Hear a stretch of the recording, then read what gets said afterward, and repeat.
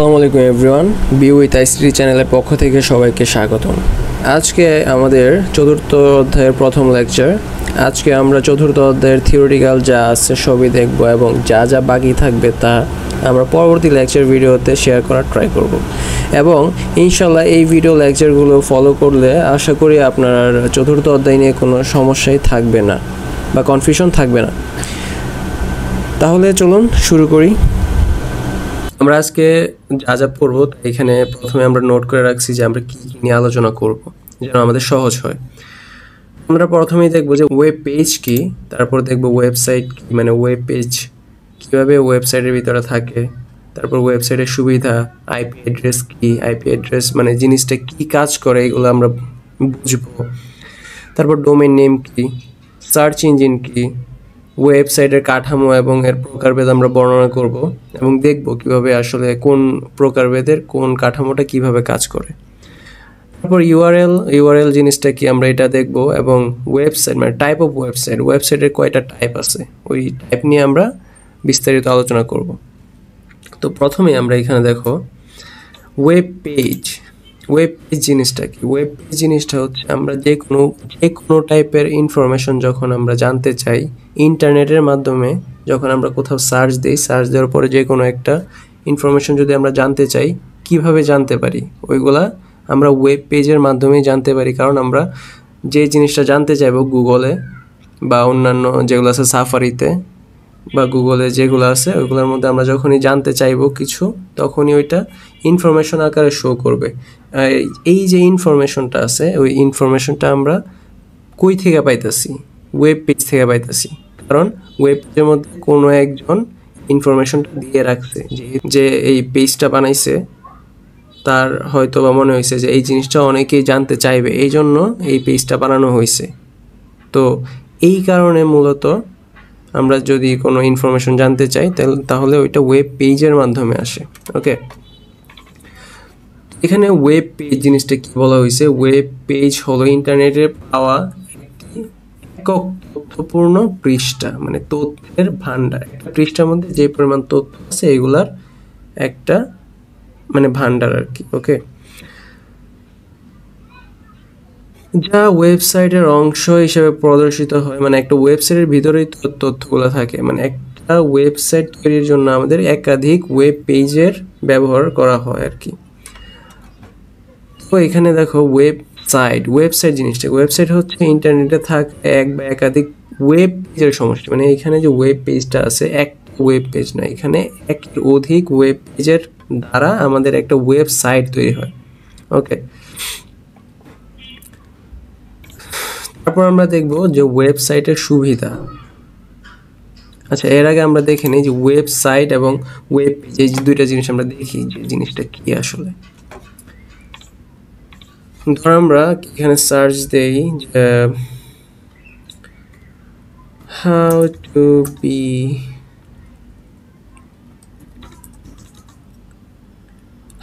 B a hacker. Okay, দেখি আমরা কি আসে। How to be a hacker, এখানে কি বলছে? How to be a hacker 12 steps.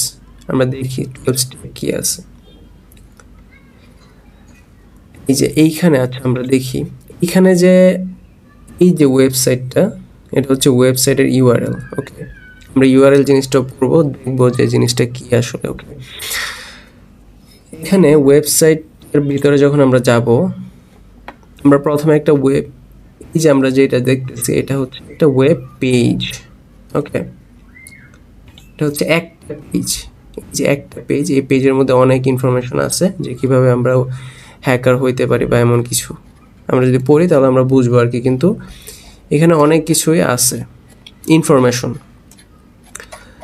এবং এই যে একটা পেজ, এখানে কিন্তু একটা পেজ এইটা, কিন্তু এছাড়াও আরও অনেক পেজ আছে। যেমন এই যে এখানে দেখো কুইজ, আমরা যদি এখানে ক্লিক করি আরেকটা পেজ আসবে। এখানে ক্লিক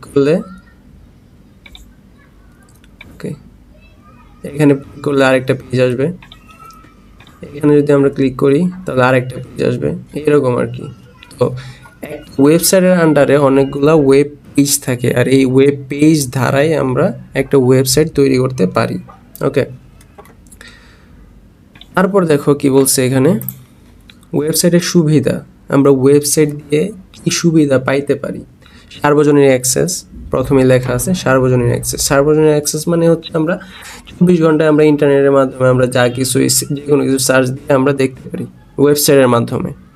তারপর কি বলছে, তথ্য কন্টেন্ট শেয়ারিং, আমরা যে কোনো টাইপের তথ্য বা কন্টেন্ট এগুলা শেয়ার করতে পারি এবং দেখতে পারি। নিজেরা যখন কোনো কিছু জানতে চাই তখন আমরা এটা সার্চ দেওয়ার মাধ্যমে আমরা দেখতে পারি এই জিনিসটা ওয়েবসাইটের মাধ্যমে। ব্যবসায়িক বৃদ্ধির সুযোগ, আমরা ওয়েবসাইটের মাধ্যমে এখন এই নিত্যদিনের সময়ে অনেক ওয়েবসাইট বা এখন তো কমার্স সবই, মানে ফেসবুকের মাধ্যমে মানুষ মার্কেটিং করে। তারপর আমরা ওইখান থেকে আমরা যখন ওয়েবসাইটে নেই মানুষকে, যখন ওয়েবসাইটে ট্রাফিক বাড়াই, এই ট্রাফিক বাড়ানোর জন্য আমাদের কি হয়, ব্যবসায়ের ক্ষেত্রে বৃদ্ধি হয়। ওকে, এই ওয়েবসাইটের মাধ্যমে আমরা ব্যবসা বৃদ্ধি করতে পারি। তথ্য বিশ্লেষণ ও কাস্টমার অ্যানালাইসিস, তথ্য বিশ্লেষণ এটা হচ্ছে তোমার এই যে বললাম, ফেসবুক থেকে যখন আমরা ওয়েবসাইটে নিয়ে যাচ্ছি একটা কাস্টমারকে, যখন আমরা ধরো এখানে কি আছে আমরা দেখি না, দারাজে অনেক কিছু দেখি না,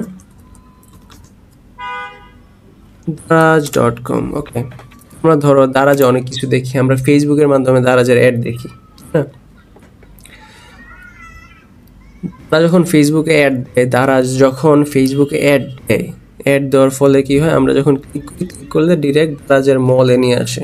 এটা কি, এটা হচ্ছে দারাজের, আমরা যখন ক্লিক করে দারাজে আসবো, আসার পরে আমাদের একটা ইনফরমেশন যেটা আছে এটা দারাজ ফেসবুক থেকে নিয়ে নিবে যে আমি আসলে ক্লিক করে দারাজের কাছে আসছি। ঠিক আছে, এটা হচ্ছে আমাদের তথ্য বিশ্লেষণ। তথ্য বিশ্লেষণ করা যাবে ও কাস্টমার অ্যানালাইসিস, মানে এইটাই কাস্টমার অ্যানালাইসিস এইভাবেই যে আমরা যখন দারাজে আসবো তখন দারাজ কিন্তু এটা টের পাবে যে আসলে আমরা ফেসবুকের এইখান থেকে ক্লিক করে দারাজে আসছি। তো এটাই হচ্ছে আমাদের কাস্টমার অ্যানালাইস, মানে তারা করবে, দারাজ করবে এটা। ওকে, ব্যবসাব্যাপী পৌঁছানো মানে বিশ্বব্যাপী পৌঁছাইতে পারবে, আমরা বিশ্বব্যাপী পৌঁছাইতে পারবো। যেমন দারাজ এখন বিশ্বব্যাপী একটা বড় ই কমার্স সাইট। খরচ সাশ্রয়ী, খরচ যেমন আমরা কীভাবে একটা ওয়েবসাইট যদি আমরা তৈরি করি, তো এইখান থেকে আমরা ধরো আমাদের দোকান টোকান লাগতেছে না আর কি, এই ক্ষেত্রে খরচ সাশ্রয়ী হয়। দোকানের মধ্যে একটা কর্মচারী রাখা লাগে, ওয়েবসাইটে তেমন কর্মচারী রাখা লাগে না। ওকে, রাখা লাগে মেনটেনেন্সের জন্য, কিন্তু ক্ষেত্রে কর্মচারী লাগে না আর কি। তারপর customer care support, brand image উন্নয়ন, মানে ব্র্যান্ড ইমেজ মানে কি, আমাদের যে দারাজটা আছে, দারাজ এটা কিন্তু একটা ব্র্যান্ড। ওকে, দারাজের ব্র্যান্ড ভ্যালু হয়তো বা অনেক বেশি, এটা আমি জানি না, কাউন্ট করতে পারবো না। ওকে, সক্রিয় প্রক্রিয়া, সহজ আপডেট, এগুলো হচ্ছে ওয়েবসাইটের সুবিধা। কিছু সুবিধা, আরও সুবিধা আছে, আমরা মাত্র 10টা দিলাম। তারপর আমরা কি দেখব, তারপর হচ্ছে আমাদের আইপি অ্যাড্রেস। আইপি অ্যাড্রেস জিনিসটা কি, আইপি অ্যাড্রেসটা হলো ইন্টারনেট প্রোটোকল অ্যাড্রেস, মানে ইন্টারনেটের মাধ্যমে আমরা ধরো আমরা মেসেঞ্জারে যখন আমরা মেসেজ করি একজনকে, তখন ওইটা আমরা কি কি পদ্ধতিতে যাই, মানে আমরা যখন একজনকে মেসেজ করি, মেসেজটা তার ফোন পর্যন্ত যাবে কিসের মাধ্যমে যায়, ওটা হচ্ছে আমাদের আইপি অ্যাড্রেসের মাধ্যমে। আমাদের ফোনেও একটা আইপি অ্যাড্রেস আছে, আরেকজনের ফোনেও একটা আইপি অ্যাড্রেস আছে যাকে আমরা পাঠাবো মেসেজ। তো ওই আইপি অ্যাড্রেস যখন আমরা কানেক্ট হওয়ার ফলে আমাদের এখান থেকে ডাটা আদান প্রদান হয় আইপি অ্যাড্রেসের মাধ্যমে। যদি আইপি অ্যাড্রেস না থাকতো তাহলে আমরা ডাটা আদান প্রদান করতে পারতাম না। ওকে, ডোমেইন নেম হচ্ছে আমাদের একটা নাম। ওকে, আমাদের যেমন নাম আছে, আমাদেরকে কি হিসাবে চেনা যায়, আমাদের নাম হিসাবে চেনা যায়। এখানে ডোমেইন নেম হচ্ছে ওয়েবসাইটের একটা নাম। ওকে, আমরা ওয়েবসাইটের যেই নামে চিনবো ওই নামে আমাদের ডোমেইনটা কিনতে হবে, ওই নামে ডোমেইনটা কিনলেই সব থেকে ফ্রেন্ডলি হয় আর কি। ওকে, ধরো আমরা ডোমেইন নেম একটা দেখাই, যে এইখানে দেখো daraz.com bd এটা হচ্ছে আমাদের একটা ডোমেইন নেম দারাজ। আমরা আরও আছে, ধরো আমরা এখানে কি লিখবো, ফেসবুক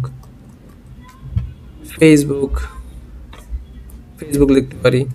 ফেসবুকের দেখো এখানে আছে কি facebook.com, এটাও একটা ডোমেইন নেম। ওকে, আরও আছে, ধরো আমরা এখানে যাই রকমারিতে যদি আমরা যাই, দেখো এখানেও আছে রকমারি.com। আমরা ভিতরে যাই, চলো দেখাই, বড় করে দেখাই। এই যে এখানে দেখছো, এটা হচ্ছে www.rokomari.com, এটা হচ্ছে আমাদের ডোমেইন নেম। ওকে, rokomari.com। এভাবেই আমাদের যে ওয়েবসাইট, ওই ওয়েবসাইটকে চেনার জন্য আমাদের একটা ডোমেইন নেম লাগে, যেটা আমাদের পারচেস করা লাগে গুগল থেকে, বা গুগল থেকে না, মানে অন্যান্য যত কি বলে এটাকে, মানে যারা ব্যবসা করে আর কি, নেম ব্যবসা করে, যারা ডোমেইন নেমের ব্যবসা করে, তাদের কাছ থেকে আমরা ডোমেইন নেমটা পেয়ে থাকি। তারপর কি বলছে, সার্চ ইঞ্জিন তো তোমরা সবাই জানো। আসলে সার্চ ইঞ্জিন হলো একটা সফটওয়্যার সিস্টেম যা ইন্টারনেট বিভিন্ন ওয়েবসাইট থেকে তথ্য সংগ্রহ করে ব্যবহারকারী অনুসন্ধানকৃত বিষয়ের সাথে সম্পর্কিত ফলাফল প্রদর্শন করে, যেমন গুগল, বিং। ওকে, গুগল একটা সার্চ ইঞ্জিন। এই যে ধরো আমরা এই যে এখানে গেলাম, তারপরে যে এখানে যদি আমরা লিখি, এইটাই তো এইখানের এই গুগল, এটা যেটা, এটা একই। আমরা যদি এখানে লিখি রকমারি, লেখায় আছে, আমরা দিই, এটা হচ্ছে একটা সার্চ ইঞ্জিন। সার্চ ইঞ্জিন হচ্ছে যেখানে আমরা সার্চ দিই, ওইটা হচ্ছে সার্চ ইঞ্জিন। তোমরা মনে রাখবা, যেখানে আমরা সার্চ দিই কোনো তথ্য জানার জন্য ইন্টারনেটের মাধ্যমে, আমরা যেখানে সার্চ করি বা কি বলে এটাকে অনুসন্ধান করি, তাকেই আমরা সার্চ ইঞ্জিন বলতে পারি। তারপর আমাদের কি আছে, ওয়েবসাইটের কাঠামো কত ধরনের কাঠামো আছে। ওয়েবসাইটের হচ্ছে আমরা 4 ধরনের আছে কাঠামো। একটা হচ্ছে কি হায়ারার্কিক্যাল কাঠামো, একটা হচ্ছে নেটওয়ার্ক কাঠামো, একটা হচ্ছে লিনিয়ার কাঠামো, আর একটা হচ্ছে কম্বিনেশন কাঠামো। এখন হায়ারার্কিক্যাল কাঠামো হচ্ছে আমরা যেই কাঠামোর মাধ্যমে আমরা একটা ওয়েবসাইট যখন তৈরি করব, ওই ওয়েবসাইটটা হবে সিকোয়েন্স অনুযায়ী হবে আর কি। একটা ওয়েবসাইট সিকোয়েন্স মেনটেন করে চলবে। ধরো আমাদের স্কুলের বা কলেজের লাইব্রেরির জন্য আমরা একটা ওয়েবসাইট বানাইতে চাই, ঠিক আছে। ওয়েবসাইট বানানোর জন্য আমরা সিকোয়েন্স কিভাবে একটার পর একটা, মানে একটা ক্লাসের বই এক জায়গায় থাকবে, আর একটা ক্লাসের বই আরেক জায়গায় থাকবে, লাইব্রেরির মধ্যে যেইভাবে থাকে, লাইব্রেরির মধ্যে যেইভাবে বইগুলো সাজানো থাকে প্রতি ক্লাস, ওইভাবে আমরা একটা ওয়েবসাইট তৈরি করতে পারি, যেখানে আমাদের এই হায়ারার্কিক্যাল কাঠামো বা হায়ারার্কিক্যাল যে স্ট্রাকচারটা আছে, ওই স্ট্রাকচারটা ব্যবহার করে আমরা যখন একটা ওয়েবসাইট তৈরি করব, ওইটাকে হচ্ছে আমরা স্কুল, কলেজ এগুলোর জন্য আমরা ব্যবহার করতে পারি আর কি। আর নেটওয়ার্ক কাঠামোটা হচ্ছে আমাদের একটা ওয়েবসাইটের ভিতরে সবগুলা পেজ, একটা পেজ, মানে অনেকগুলা ওয়েব পেজের মাধ্যমে তো একটা ওয়েবসাইট তৈরি হয়, তাই না? তো একটা পেজ যখন অন্য আরেকটা পেজের সাথে সামঞ্জস্য, মানে নেটওয়ার্কলি কানেক্টেড থাকবে, ওকে, তো ওই কাঠামোটাকে বলা হয় হচ্ছে আমাদের নেটওয়ার্ক কাঠামো। ওকে, আমরা নেটওয়ার্ক কাঠামো আর লিনিয়ার হায়ারার্কি কাঠামো, এই দুইটাই সব থেকে মোস্ট মানে ব্যবহার করা হয় আর কি। কম্বিনেশন কাঠামো এটা ব্যবহার করা হয়, কম্বিনেশন কাঠামো এটাই ব্যবহার করা হয় হয়তো বা সব ক্ষেত্রে। আর আচ্ছা, লিনিয়ার কাঠামোটা হচ্ছে আমরা যখনই একটা পেজ থেকে অন্য একটা পেজ, মানে একটা ওয়েবসাইটে ঢোকার পর একটা পেজ থেকে যখন আমরা অন্য একটা পেজে যাব, ওইটা লিনিয়ারলি, মানে একটার পর একটা এইভাবে যাইতে হবে আর কি। আর কম্বিনেশনাল কাঠামো হচ্ছে আমাদের এই সবগুলা কাঠামো মিলে যদি, বা এক বা অধিক কাঠামো মিলে যদি একটা ওয়েবসাইট তৈরি করা হয়, এটাই হচ্ছে আমাদের কম্বিনেশনাল কাঠামো। এখন আমরা দেখি যে হায়ারার্কিক্যাল কাঠামোটা কিভাবে আমরা বুঝতে পারবো যে এই জিনিসটা, মানে এই ওয়েবসাইটটা হায়ারার্কিক্যাল কাঠামো দিয়ে তৈরি করা হয়েছে। আমরা প্রথমেই যাই, আমরা হায়ারার্কিক্যাল কাঠামোর মধ্যে আমরা কি দেখছিলাম, যে একটা সিকোয়েন্স অনুযায়ী আমরা সব বই বা যে কোনো কিছু একটা সিকোয়েন্স অনুযায়ী আমরা করতে পারবো, ঠিক আছে। এখানে আমরা এই যে দেখো, রকমারি একটা সব থেকে বড় একটা বুক সেলিং প্ল্যাটফর্ম বা বুক সেলিং ওয়েবসাইট বা ই কমার্স ওয়েবসাইট যেটা বলা হয় আর কি। এখানে দেখো সবগুলা হচ্ছে আমাদের সিকোয়েন্স অনুযায়ী আছে। দেখো প্রথমে কি আছে, লেখক। যদি আমরা কোনো লেখকের বই চাই, এখানে যদি হুমায়ুন আহমেদের বই চাই, তাহলে হুমায়ুন আহমেদের বইগুলো সব আসবে। সমরেশ মজুমদারের চাইলে সমরেশ মজুমদারের আসবে, যদি রবীন্দ্রনাথের চাই রবীন্দ্রনাথের আসবে। আমরা যদি 2024 সালের বই চাই, তো আমরা এখানে যদি ক্লিক করি তাহলে 2024 সালের যে বইমেলা হয়েছে ওইটার মধ্যে যত বই আসছিল সব এখানে চলে আসবে। তারপর দেখো এইচএসসি ভর্তি প্রস্তুতি, এর জন্য যে আমরা দেখো এইচএসসির মধ্যে গেলে দেখো কয়টা আসছে।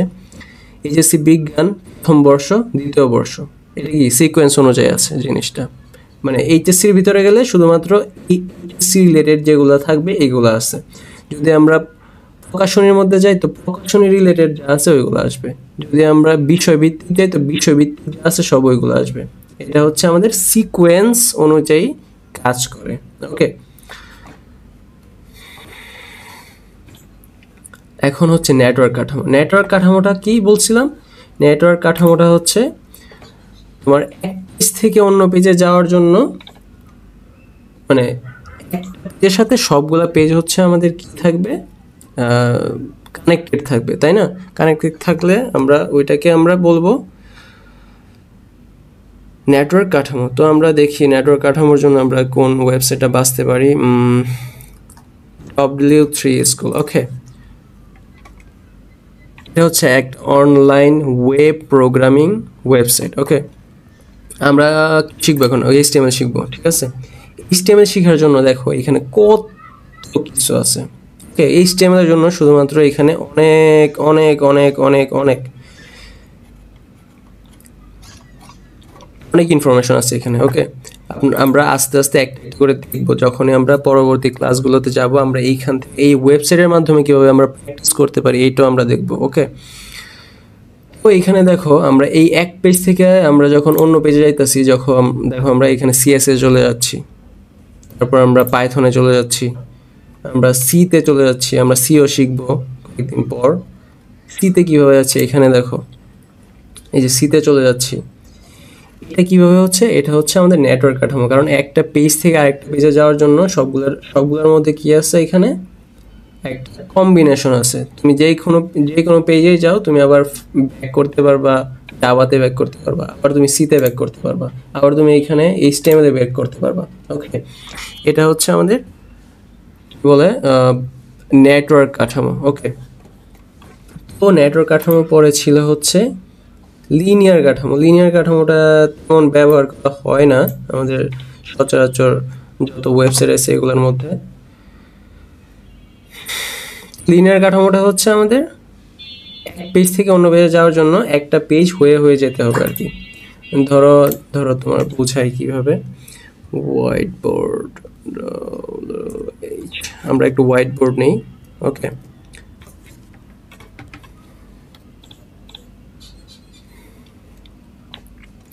আমরা প্রথম কি করব, একটা ওয়েবসাইট, এটা হচ্ছে একটা ওয়েবসাইট।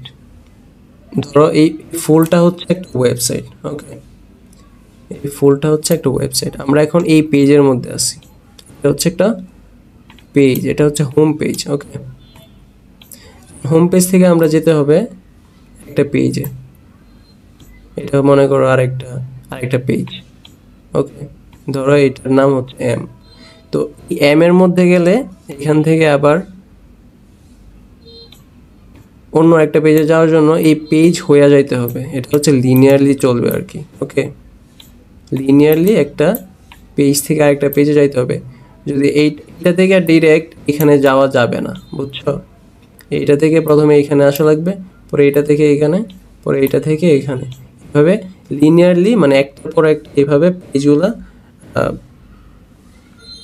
ভিজিট করতে করতে যাওয়া লাগবে আর কি। ওকে, তারপর এখানে কি বলছে, কম্বিনেশন কাঠামো। কম্বিনেশনের কাঠামো হচ্ছে আমরা যেই দুইটা ওয়েবসাইট একটু দেখলাম, যে রকমারি এবং এই যে HTML মানে W3 স্কুল, এই দুইটাই কম্বিনেশনের কাঠামো দিয়ে তৈরি করা হয়েছে। একের অধিক ওয়েবসাইট কাঠামো দিয়ে তৈরি করা হয়েছে। দেখো এখান থেকে এখানেও যাওয়া যায়, পেজ থেকে এই পেজে যাওয়া যায়, পরে এই পেজেও যাওয়া যায়, পরে আবার এই পেজ থেকে এই পেজেও যাওয়া যায়।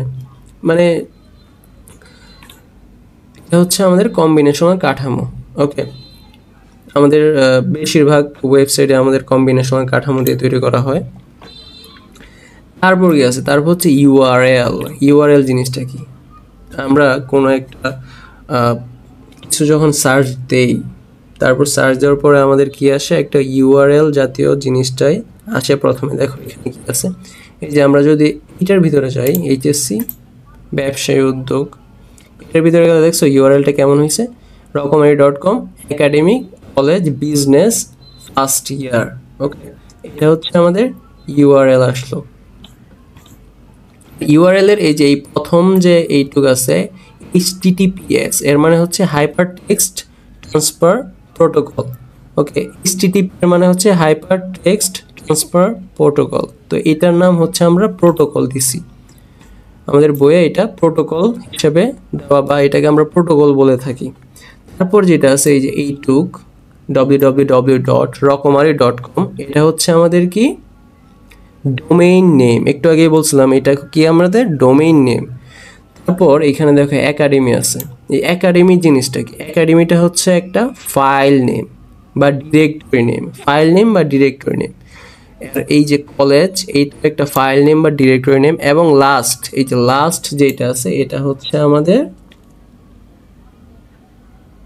সরি, এইগুলা হচ্ছে আমাদের ডিরেক্টরি নেম, কিন্তু এইটা হচ্ছে আমাদের ফাইল নেম। এই ফাইলের মধ্যে সবগুলো আছে, তো এটা হচ্ছে লাস্ট যেটা থাকবে ওটা হচ্ছে আমাদের ফাইল নেম, আর লাস্টের আগে যা আছে সবগুলো হচ্ছে ডিরেক্টরি নেম। আর ডিরেক্টরি নেমের আগে হচ্ছে আমাদের ডোমেইন নেম, আর ডোমেইন নেমের আগে হচ্ছে আমাদের প্রোটোকল। ওকে, তো চলো আমরা দেখি, যে এখানে এইটাই বলা হয়েছে। প্রথমে HTTP যেটা আছে এটা হচ্ছে আমাদের প্রোটোকল, পরে www.example.com বা এখানে যদি আমরা রকমারি.com দিই, রকমারি.com হচ্ছে আমাদের ডোমেইন নেম। পরে পেজেস হচ্ছে আমাদের যে কতগুলো পেজ আমরা নিয়ে করব, একটা ওয়েবসাইট করব, এটা হচ্ছে পেজেস হচ্ছে একটা অনেকগুলো পেজ নিয়ে গঠিত, যেহেতু এটা হচ্ছে একটা ফাইল। ওকে, ফাইল মানে ডিরেক্টরি ওইটাই। আর পেজ ওয়ান মানে হচ্ছে একটা ফাইল, যেহেতু এটার নাম হচ্ছে আমাদের ফাইল নেম যেটাই বলি আমরা। ওকে, তারপর আছে আমাদের ওয়েবসাইটের প্রকারভেদ। আচ্ছা, এখন ওয়েবসাইট হচ্ছে আমাদের দুই প্রকার, একটা হচ্ছে স্ট্যাটিক আর একটা হচ্ছে ডাইনামিক। স্ট্যাটিক হচ্ছে আমরা যেই টাইপের ওয়েবসাইট আসলে দেখে থাকি, এই যে এখানে যেমন আছে এই যে এইটা রকমারি.com আর W3 স্কুল, এই দুইটাই হচ্ছে ডাইনামিক ওয়েবসাইট। এখানে আমরা সব কিছু দেখতে পারবো, পোস্ট করতে পারবো, সার্চ করতে পারবো, সব কিছু করতে পারবো। ওকে, এটা হচ্ছে ডাইনামিক ওয়েবসাইট। আর স্ট্যাটিক ওয়েবসাইট হচ্ছে আমাদের কোনো পোস্ট করা যাবে না, শুধুমাত্র দেখার ক্ষেত্রে, ইনফরমেশনের ক্ষেত্রে আমরা স্ট্যাটিক ওয়েবসাইট যেগুলো আছে এগুলো হচ্ছে আমরা করতে পারি। ওকে, তো দেখি আমরা ইঞ্জিনিয়ারিং টুলবক্স, এটা হচ্ছে হয়তো একটা স্ট্যাটিক, এই যে এটা হচ্ছে একটা স্ট্যাটিক ওয়েবসাইট। এখানে আমরা শুধুমাত্র পড়তে পারবো, এই যে এগুলো হচ্ছে পড়তে পারবো, কিন্তু আমরা কোনো কিছু আপলোড করতে পারবো না, ডিলিট করতে পারবো না। কিন্তু আমরা যখন রকমারিতে যাব আমরা আপলোডও করতে পারবো, ডিলিটও করতে পারবো। আর আমরা যদি ফেসবুক দেখি, ফেসবুক সব থেকে বড় প্ল্যাটফর্ম এখন। আমি যদি ফেসবুক দেখি, তাহলে ফেসবুকের ক্ষেত্রে কি হয়, ফেসবুকের ক্ষেত্রে আমরা সব কিছু আপডেট করতে পারি, ডিলিট করতে পারি, এডিটও করতে পারি। যখন আমরা কিছু পোস্ট দিই, আমাদের যদি ভালো না লাগে কোনো একটা পোস্ট, তখন আমরা এটাকে ডিলিট করে দিই। আবার কোনো একটা পোস্ট যদি আমাদের ক্যাপশন ভালো না লাগে, তো আমরা এটা চেঞ্জ করার জন্য আবার এডিট করে আবার চেঞ্জ করে আবার আপলোড করি। এই হচ্ছে আমাদের ডাইনামিক ওয়েবসাইটের জন্য কিছু ওয়েবসাইট। এগুলো হচ্ছে আমাদের ডাইনামিক ওয়েবসাইট, যেগুলো হচ্ছে আমাদের পোস্ট করা যায়, দেখা যায়, সব কিছু করা যায়, নিজেরা করতে পারি। এটা হচ্ছে আমাদের ডাইনামিক। আর স্ট্যাটিকটা হচ্ছে এটার মধ্যে কোনো কিছুই হয় না, শুধুমাত্র স্ট্যাটিক দেখা যায়, সামনে থেকে শুধু দেখতে পারবো আর কিছুই করতে পারবো না। আবার এইখানে দেখো ডাইনামিক ওয়েবসাইটকে আবার আমরা দুই ভাগে ভাগ করছি, বা দুই প্রকার ডাইনামিক ওয়েবসাইট। একটা হচ্ছে লোকাল ওয়েবসাইট, যেটা শুধুমাত্র আমাদের কম্পিউটারে, নিজস্ব কম্পিউটারে যেটা থাকবে, এটা হচ্ছে লোকাল ওয়েবসাইট। আর একটা হচ্ছে রিমোট ওয়েবসাইট হচ্ছে আমরা যে কোনোখান থেকে আমরা এটাকে অ্যাক্সেস করতে পারবো। ওকে, যেমন এই যে এটা হচ্ছে আমরা যে কোনো জায়গা থেকে আমরা অ্যাক্সেস করতে পারবো, রকমারি.com বা W3 স্কুল এটা আছে, এটা আমরা যে কোনো জায়গা থেকে আমরা এটা কী করতে পারবো, অ্যাক্সেস করতে পারবো, বা আমরা সার্চ করে দেখতে পারবো এটার ভিতরে কী আছে না আছে। ওকে, তো হয়তো বা আমি মোটামুটি ভালোই বুঝাইতে পারছি। যদি কোনো সমস্যা থাকে তাহলে আমার কমেন্ট বক্সে জানাবা যে কী কী সমস্যা হয়েছে, বা কোনো কিছু যদি না বোঝা তাহলে আমি আবার ওই টপিক নিয়ে আবার আলোচনা করবো ইনশাল্লাহ। যদি না বুঝে থাকো আর কি, অবশ্যই জানাবা। ধন্যবাদ সবাইকে। যদি আমার ভিডিও ভালো লেগে থাকে তাহলে একটা লাইক, কমেন্ট এবং শেয়ার করে দিও, আর সাবস্ক্রাইব তো must be. Okay, thank you so much, সবাই ভালো থাকবা।